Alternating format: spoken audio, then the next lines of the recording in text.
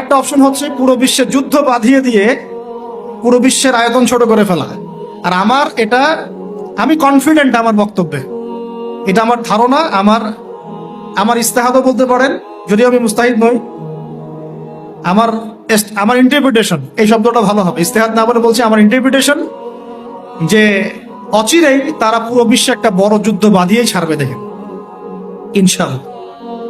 অচিরেই তারা পুরো বিশ্বে একটা বড় যুদ্ধ না বাঁধানো পর্যন্ত থামবে না। ইরান মাঝখানে চেষ্টা করেছে আমরা সোনা দিয়ে তেল কেনা বেচা করবো, সোনা দিয়ে। ওই জন্য দেখেন ইরানের সাথে অলওয়েজ লেগে আছে, অলওয়েজ একটা ফিকশন লেগে আছে। আমি অবাক হব না যদি কয়দিন পর ইরানকে হামলা করে, আমি অবাক হব। আসসালামু আলাইকুম ওয়া রাহমাতুল্লাহি ওয়া বারাকাতুহু। আলহামদুলিল্লাহ, আপনাদের এলাকার নাম হচ্ছে বদরগঞ্জ। হ্যাঁ, বদরগঞ্জ। বদরের যুদ্ধ কত হিজরিতে হয়েছে? বদরগঞ্জবাসীর এই খবর আছে কিনা, জানা আছে কিনা? জি বলেন। আপনারা তো জানেন, আলেমরা তো জানেন, আলেমদের কথা বলছি। জি, খ্রিস্টাব্দ না, হিজরি বলেছে। কত হিজরি? সুবহানাল্লাহ, সুবহানাল্লাহ। হ্যাঁ, গুগলে সার্চ দিয়ে বললেন নাকি? উত্তর ঠিক আছে, মাশাআল্লাহ। নবী সাল্লাল্লাহু আলাইহি ওয়াসাল্লাম নবী হয়েছেন 40 বছর বয়সে। জন্মগ্রহণের আগে বাবাকে হারিয়েছেন, তারপরে 6 বছর বয়সে মাকে হারিয়েছেন, 8 বছর বয়সে দাদাকেও হারিয়েছেন। বাবার নাম ছিল বাবা আব্দুল্লাহ, মায়ের নাম ছিল মা আমিনা, দাদার নাম ছিল দাদা আব্দুল মুত্তালিব। এরপরে তিনি মানুষ হয়েছেন চাচার পরিবারে, চাচার নাম ছিল আবু তালেব। 8 বছর বয়স থেকে নিয়ে বলা যায় 53 বছর পর্যন্ত চাচার গার্ডিয়ানশিপেই ছিলেন। সুবহানাল্লাহ। এই চাচা আবু তালেব নবী সাল্লাল্লাহু আলাইহি ওয়াসাল্লামের জন্যে এবং দ্বীন ইসলামের জন্যে, কারণ তার ভাতিজার দিন তো তারই দিন, এমন কোনো ত্যাগ নাই যা স্বীকার করেন নাই। চাচা আবু তালেব নবী সাল্লাল্লাহু আলাইহি ওয়াসাল্লামকে যে সাপোর্টটা দিয়েছেন, এই সাপোর্টটা আমরা সবাই মিলেও এখনো দিতে পারি নাই। বিশ্বাস করেন? যে সাপোর্টটা নবী সাল্লাল্লাহু আলাইহি ওয়াসাল্লামকে চাচা আবু তালেব দিয়েছেন, এই সাপোর্ট আমরা সবাই মিলেও তাকে দিতে পারি নাই। চাচা আবু তালেব শেষ পর্যন্ত কালিমা পড়েন নাই। সাহাবীরা জিজ্ঞাসা করেছিলেন যে ইয়া রাসূলুল্লাহ সাল্লাল্লাহু আলাইহি ওয়াসাল্লাম, আপনাকে এত সাপোর্ট দেওয়ার পরে চাচা আবু তালেবের কি কোনোই উপকার হবে না, লাভ হবে না? নবীজি বলেছেন সাল্লাল্লাহু আলাইহি ওয়াসাল্লাম, আমি না থাকলে আমার চাচাকে জাহান্নামের একদম অতল তলে রাখা হতো। আমার কারণে আল্লাহ রাব্বুল আলামিন তাকে জাহান্নামের উঁচু জায়গায় রাখবেন, জাহান্নামের উঁচু জায়গায় রাখবেন, যেখানে আগুন তার পায়ের গোড়ালি স্পর্শ করবে, এতেই তার মগজ টকবক করে ফুটতে থাকবে। আপনারা কি আমার বাংলা ভাষা বুঝতে পারছেন? এমন কোনো সাপোর্ট নাই চাচা দেন নাই।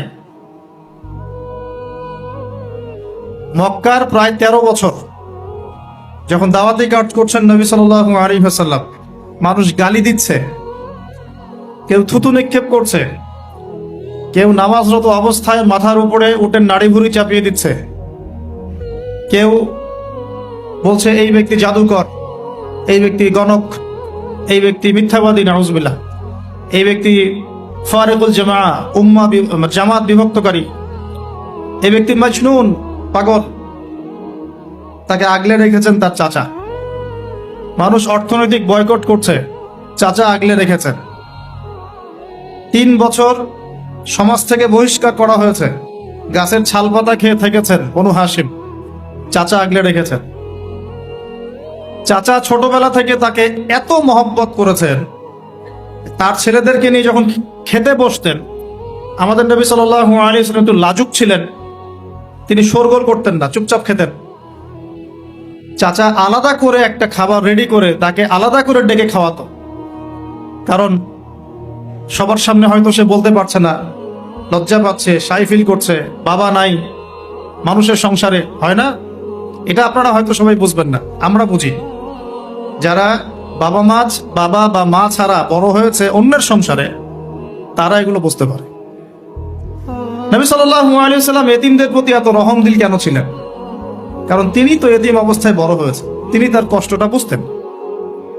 আমরা যদি এখানে যদি কেউ এতিম থাকেন, তিনি বুঝবেন এতিমের সাইকোলজি কেমন, তার চাহিদা কেমন, কষ্ট কেমন। চাচা আবু তালেব তাকে এত মহব্বত করেছেন আমি ভাষায় প্রকাশ করতে পারব। আর আমরা চাচা আবু তালেব সম্পর্কে অনেক সময় আলোচনা করি, কিন্তু তার চাচির কথা ভুলে যায়। তার চাচির নাম ছিল ফাতিমা। কি নাম ছিল? এই নামে তিনি তার মেয়ের নাম রেখেছেন। এই ফাতিমা, তার চাচি, নবী সাল্লাল্লাহু আলাইহি ওয়াসাল্লামকে আলাদা করে ডেকে খাওয়াতেন, মহব্বত করতেন। তিনি কিন্তু তার সন্তান না, অন্য কারো সন্তান। একজন মেয়ের পক্ষে অন্যের সন্তান মানুষ করা চারটাখানি কথা না।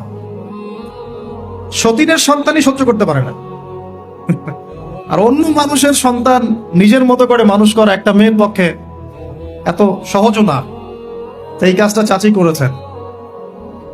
আমি একটা জায়গায় আসতে চাচ্ছি, এত কিছু করার পরেও, সমাজের মানুষের অত্যাচার, নির্যাতন সব থেকে ভাতিজাকে প্রোটেক্ট করার পরেও শেষমেশ তিনি কালিমা লা ইলাহা ইল্লাল্লাহ সাক্ষ্য দেন নাই। শেষ মুহূর্তে নবী সাল্লাল্লাহু আলাইহি ওয়াসাল্লাম বারবার বলছিলেন, হে চাচা, খালি কালিমা পড়েন, আমি আপনার জন্য আল্লাহর কাছে সুপারিশ করব। তিনি শেষ পর্যন্ত কালিমা পড়েন নাই। শেষমেশ তিনি বলেছেন যে না, আমি আব্দুল মুত্তালিবের ধর্মের উপরে থাকলাম, নাউজুবিল্লাহ। সারা জীবন সাপোর্ট দেওয়ার পরে কালিমা পড়ে মুসলিম না হওয়ার ফলশ্রুতিতে আল্লাহর নবীজি বলছেন আল্লাহ পাক তাকে জাহান্নামের উঁচু স্থানে রাখবেন। আমরা যারা মুসলমান, মুসলিম পরিবারে জন্মগ্রহণ করেছি, আমরা বা আমাদের মধ্যে বেশিরভাগ মানুষ এখনো এই নিয়ামতের শুকরিয়া আদায় করতে পারি নাই যে আল্লাহ পাক আমাদেরকে মুসলমান পরিবারে জন্ম দিয়েছে, কালিমা পড়ার তৌফিক দিয়েছে। আমরা সহজে যা পেয়ে যাই তার মূল্য বুঝি না। আল্লাহ পাক যে আল্লাহ পাক কি আমাকে জিজ্ঞাসা করেছিলেন যে আবু তাহাদনান, তোমাকে মুসলিম বানাবো না অমুসলিম বানাবো? আপনাকে কি আল্লাহ পাক জিজ্ঞাসা করেছেন, হে আব্দুল্লাহ, আব্দুর রহমান, তোমাকে মুসলিম বানাবো না অমুসলিম বানাবো? তুমি কি চাও? আল্লাহ পাক আমাদেরকে জিজ্ঞাসা করেন নাই। নিজ অনুগ্রহে আল্লাহ পাক আমাদেরকে মুসলিম পরিবারে জন্ম দিয়েছে। তো সেই মুসলিম পরিবারের মানুষ এখন কালিমা লা ইলাহা ইল্লাল্লাহ এর সঠিক মর্মও জানে না, তাওহীদও জানে না, শিরকও চিনে না, ইমানের রোকনগুলোও বোঝে না, ইমানের মূলনীতিও বোঝে না, ইমান ভঙ্গের কারণও বোঝে না, কোনো কোনো ক্ষেত্রে ওযু গোসলের মাসলা মাসাইলও জানে না, নামাজ পড়ার ফরজ, ওয়াজিব, সুন্নাত, মুস্তাহাব বোঝে না, নামাজ পড়েও না। মাশাআল্লাহ, জুমার দিনে নামাজ পড়তে আসে অনেকেই, ঈদের দিনে প্রথম দেখা যায়, আর জানাজার নামাজে প্রথম দেখা যায়। আর দেখা যায় যারা এরকম নামাজ কালাম পড়ে না, তাদের জানাজা আবার 3-4 বার হয়। নামাজগুলো মনে বাকি শোধ করে পড়ে, রোজা রাখে না। যাকাত তো মাশাআল্লাহ প্রায় উঠে গেছে বললেই চলে সমাজ থেকে। বাংলাদেশের ধনিক শ্রেণীরা যদি যাকাত দিত, 10টা পদ্মা সেতু বানানো যায়। বিশ্বাস করতেছেন না? ধনীরা যদি সত্যি সত্যি যাকাত দিত, যাকাতের টাকা পদ্মা সেতুতে দেওয়া যাবে কিনা সেটাও একটা মাসালা আর কি। আমি একটা এক্সাম্পল দিলাম আর কি। যাকাতের টাকা তো ওইটা করা যাবে কিনা এটা তো একটা মাসালা, তাই না? যাকাতের খাত তো 8টা, ইন্নামা সাদাকাতু লিল ফুকারা ওয়াল মাসাকিন ওয়াল আমিলিনা আলাইহা ওয়াল মুআল্লাফাতি কুলুব ওয়া ফির রিকাব ওয়া ফি সাবিলিল্লাহ, এরকম কয়েকটা খাত আছে। আমি একটা এক্সাম্পল দিলাম, যদি বাংলার মানুষ ধনিক শ্রেণী ঠিকঠাক যাকাত দিত, বিশ্বাস করেন সমাজে আপনি দরিদ্র মানুষ খুঁজে পেতেন। যাকাত ভিত্তিক অর্থনীতি চালু আপনি করতে পারবেন না, রাষ্ট্রীয়ভাবে পারবেন না। আমি ভাই খোলামেলা কথা বলার মানুষ, যদি কারো পছন্দ না হয় কিছু করার নাই, আমাকে বলতে হবে। আপনি আমার সাথে একমত হন বা না হন, অ্যাটলিস্ট শুনেন, পরে সত্য মিথ্যা আপনি যাচাই করেন, মানা না মানা আপনার বিষয়। আমি জাস্ট বলতেছি, আমি তো আপনার মস্তক দখল করতে পারবো না, আমরা তো খুবই দুর্বল।